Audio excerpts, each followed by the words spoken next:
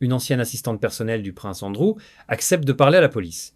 Et ce qu'elle pourrait révéler risque de changer le cours de l'une des enquêtes les plus explosives de l'histoire de la monarchie britannique.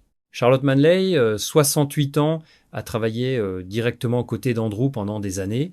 Elle a voyagé avec lui à travers le monde et son nom apparaît désormais dans des documents qui soulèvent des questions très sérieuses. Restez avec nous jusqu'à la fin parce que les détails qui vont suivre sont stupéfiants. Et si vous ne l'avez pas encore fait, abonnez-vous maintenant, vous ne voudrez pas manquer la suite de cette affaire. Charlotte Manley a occupé le poste de secrétaire privée et trésorière d'Andrew Mountbatten Windsor entre 2001 et 2003, après avoir été sa secrétaire privée adjointe à partir de 1986. À ce titre, elle l'a accompagné dans de nombreux voyages officiels à l'étranger lorsqu'il est devenu le représentant spécial du Royaume-Uni pour le commerce et l'investissement en 2001. Les archives de la cour la mentionnent aux côtés du prince lors de visites à New York, en Bulgarie, au Brésil, aux îles Malouines, au Pérou et au Canada. Mais ce qui a vraiment attiré l'attention des enquêteurs, c'est un chèque de 75 livres sterling qu'elle a signé depuis un compte bancaire de Buckingham Palace, destiné à une masseuse sud-africaine nommée Monique Gianelloni. Et c'est là que l'histoire prend une tournure très sombre. Cette masseuse avait été arrangée pour rencontrer Andrew dans ses appartements du palais par nul autre que Ghislaine Maxwell, aujourd'hui emprisonnée pour trafic sexuel d'enfants en tant que complice de Jeffrey Epstein. Maxwell aurait dit à Gianelloni qu'elle allait lui présenter quelqu'un de plus célèbre que Dieu.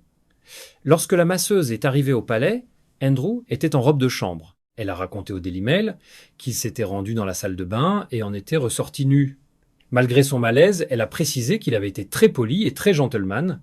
Ces révélations, issues des millions de fichiers récemment publiés par le ministère américain de la Justice en lien avec le réseau Epstein, replacent Charlotte Manley au cœur d'une enquête qui n'en finit pas de s'élargir.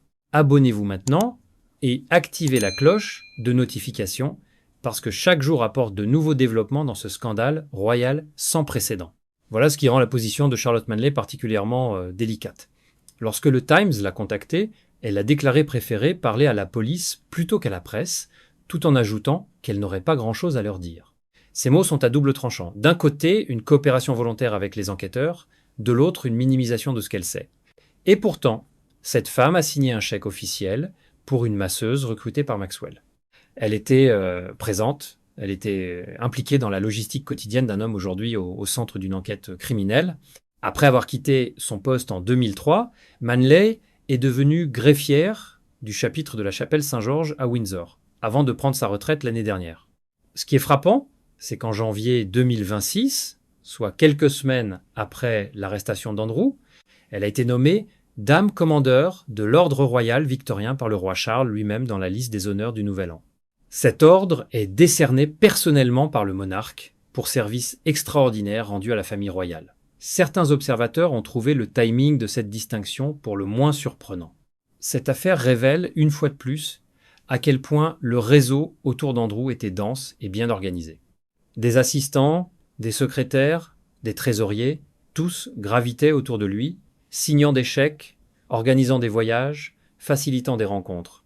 La grande question qui se pose désormais est celle-ci: jusqu'où remonte la chaîne des responsabilités et qui d'autre sera amené à parler à la police dans les semaines à venir?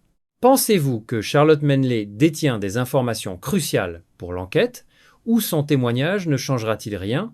Dites-nous ce que vous en pensez dans les commentaires. Et si cette affaire vous préoccupe autant qu'elle nous préoccupe, abonnez-vous à la chaîne, activez toutes les notifications et partagez cette vidéo autour de vous.